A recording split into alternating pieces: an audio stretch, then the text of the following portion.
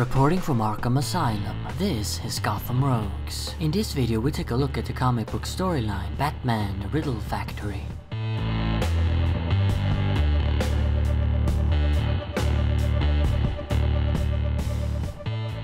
Batman the Riddle Factory is a one-shot special released in 1995, written by Matt Wagner and penciled by Dave Taylor. In it, the Riddler has started an illegal underground game show on TV called the Riddle Factory, where the contestants, chosen out of the crowd, are asked to answer riddles. At the end of each episode, Riddler compiles all the answers to the riddles, which spells out a celebrity's dark secret, exposing them to the world. For the final episode, Enigma picks Bruce Wayne as a featured celebrity, going to great lengths to dig up some dirt on Gotham's most eligible bachelor. Meanwhile, Wayne's alter ego, the Batman, is on the case, and discovers that the Riddle Factory is all just a ruse to mask Enigma's true goal, namely to find the legendary treasure of Scarface Scarelli, a bootlegger during the 1920s Prohibition era. It's said to be buried underneath one of Scarelli's many real estate properties, these same buildings where Riddler films his episodes. The Riddle Factory is probably the least well-known Batman comic by Matt Wagner. The other ones he did are The Monster Men, The Mad Monk, Faces, which I have reviewed, and Batman Grendel, which I haven't actually read. I actually hadn't read The Riddle Factory before either, so this was my first time. I've had it in my collection for a long time though, but I've just not gotten to it. There was always something about it that seemed off, which kept me from giving it a go. And now that I've finally done so, my suspicions have been confirmed. There is something that's just off about this story.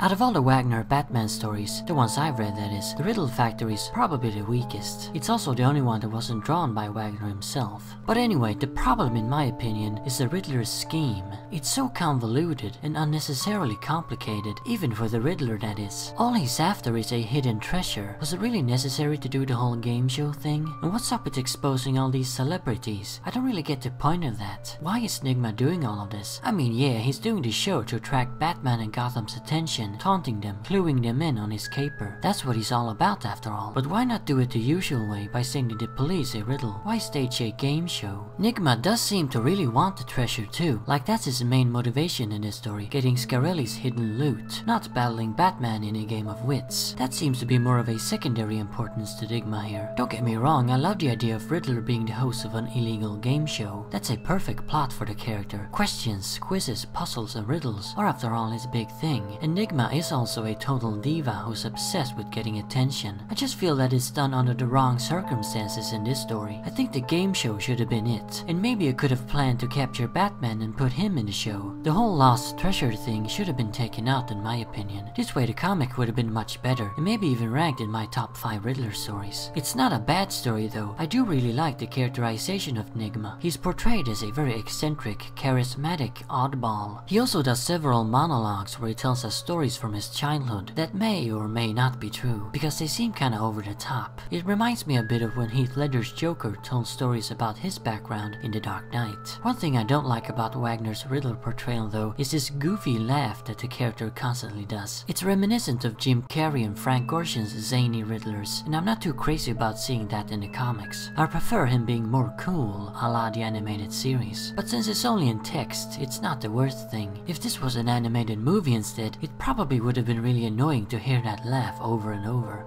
I also feel that the subplot of Enigma digging into Bruce Wayne's past is a letdown, because he doesn't discover anything about him being Batman. He doesn't even suspect anything. Now I'm fine with Riddler not discovering the entire secret, but I feel he should at least suspect something. He is smart enough. Instead, he comes to the conclusion that Wayne is squeaky clean with 0 skeletons in the closet. Wouldn't that appear even more suspicious? But no, all Riddler has to say is that he can't stand such flawless people. However, this does lead to a funny bit during Enigma's final episode when he's supposed to out Bruce for something but can't think of anything. As for the artwork, like I said, it's not done by Wagner himself. Instead, Dave Taylor drew this story. It's not bad though, and I really like it actually. I love how basically the entire city of Gotham is dark and cloaked in shadows, except for Riddler and his game show props. It's like the city is some gothic nightmare world, but then in the middle of it, you have this bright green guy on a colorful set. I gotta say though that Riddler's face is drawn kinda inconsistently. In some panels he looks like a perfect Edward Nygma, but then in others he appears like some goofy old man. I don't know what's up with that, but it's the only flaw in the art. In conclusion, I can only really recommend this comic to big Riddler fans. If you read most of his stuff but still want more, then yeah, go with this one. It's not a bad story, it's just not great. So there you have it, that's Batman the Riddle Factory. Remember, Arkham Asylum awaits you in the next video.